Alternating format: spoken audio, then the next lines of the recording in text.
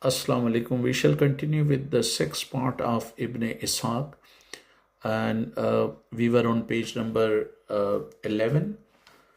So we shall continue that. The first tradition is suspect because it requires us to believe that from the earliest days of his ministry, before he had any following apart from a wife and young nephew, Muhammad prophesied the Arab conquest of Byzantine and Persian empires in the Near East. Nothing in his life gives the slightest support to this claim, though it was to be made good soon after his death. The second contains no reference to later conquest and may be trustworthy. It definitely fixes the scene at Mina, which is about 3 miles distant from Mecca. The first account suggests, though it does not assert, that the Prophet was in Mecca as he turned to face the Kaaba when he prayed. Would he have done this had he been in Mina?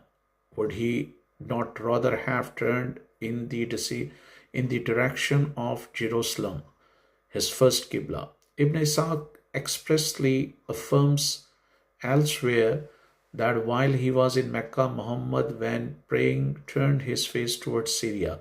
The second account says nothing about the direction of his prayer. On the whole, then, the second tradition, as transmitted by Salama, must be given the preference. It is quite easy to see why Ibn Hisham, a century later, omitted both traditions. They were offensive to the ruling house of Abbas, as they drew attention to an unhappy past which the rulers, now champion of orthodoxy, would fain have forgotten.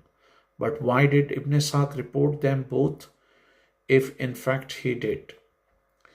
On the whole, it seems most reasonable to suppose that the first dictated the tradition which Yunus heard in Kufa, notorious for its attachment to the elite party, and that he afterwards dropped it and substituted the second version which Salama heard in Ray some years later before he went to Baghdad.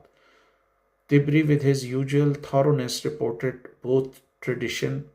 The only alternative is to suppose that the reference to the conquest is an interpolation. There is subtle difference between these two variants which ought not to be overlooked at first. It would seem to be a mere detail that in the first tradition, a fief wished that he had been the third to pray the Muslim prayer. Now there were already 3, Muhammad, Khadija and Ali. In the second tradition, he wished that he had been the fourth. If this latter is the original form of tradition, it means simply that he wished that he had been the first man outside the Prophet's family circles to accept Islam. But the first tradition means more than this. By eliminating, as it were, Muhammad himself from the trio, it means that Ali was the second human being and the first male to accept Islam and to stand with Khadija at the head of all Muslims in order of priority. This has always been the claims of the Shia, and to this day the priority of Ali in this respect is hotly disputed. So now we are turning to page 12. Intrinsically, as we have argued, the second tradition has the better claim of authenticity.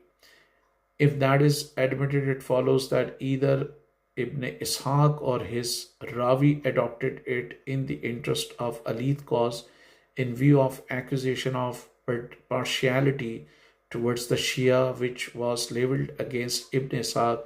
It seems probable that he himself gave a subtle twist to the tradition that had come down to him from a fief and afterwards played for safety.